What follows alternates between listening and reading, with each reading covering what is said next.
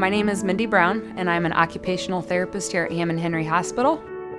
Occupational therapy is super important. We not only look at the physical body part that we're working on, but we really take into account the people and what their lives have to consist of. I can see 5 or 10 different people that all have the same diagnosis, but they're all different. So I really got to look into what motivates that patient.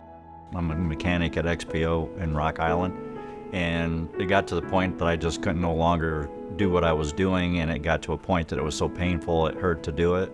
So we made the decision to have my shoulder replaced. At first I really didn't know what to expect and was a little hesitant, but it was just a great experience all the way around.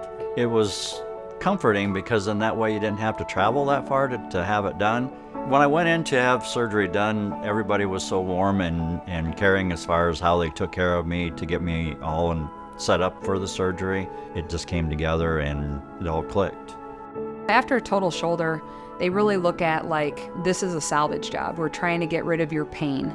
We're not sure how much range of motion you're gonna get. We're not sure how much strength you're gonna get following. What I knew about Mike is that not only was he a family man, he also had a demanding job that he needed to get back to, and it was demanding physically. She knew I was a mechanic, so she knew of certain things that I needed to try to work on. He works on trucks and taking tires off and pounding the tires. So developing a plan for him that not only is he working up overhead where he has to have the range of motion, but have the strength and the endurance to withstand that as well. So I took my Swiss ball and would hold it up overhead, and he'd take that flex bar and pound on it because you're getting that impact. So you're gonna be getting kind of like a recoil that occurs in that shoulder. I also thought that he would be a good candidate for our aquatic therapy. The buoyancy of the water kind of uplifts that patient's arm, and gravity is no longer pulling down on it, so you get to move faster and quicker through therapy. What's nice about it is that zero depth entry, so people with all abilities can get in there. It's not limiting to them in any way. This is the only one that I know of that is the zero depth entry. It's got the resistance, it's got the treadmill, and so we're very fortunate to have that to offer to our patients. It's helped a lot of people. And with being an aquatic therapist, what we need to do is make sure that our treatments in the water translate to on land. And he really did well and came along fast. He made me look good.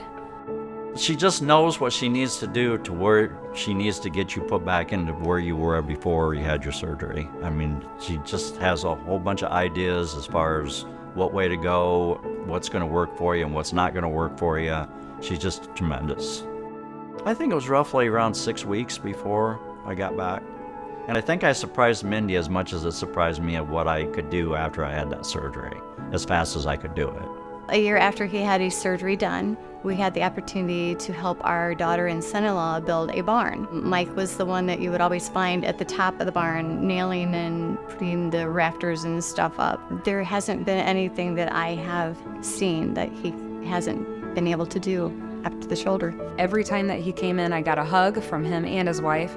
And then when they left, I got a hug as well. And still to this day, if I see them out on the street, I get a hug first. I love her to death. I mean, she is one hell of a gal. I love being here at Hammond-Henry. I love the community that we serve. Therapy is essential to training our patients to get back to everyday living, and I'm glad that I can be part of everybody's life to do that.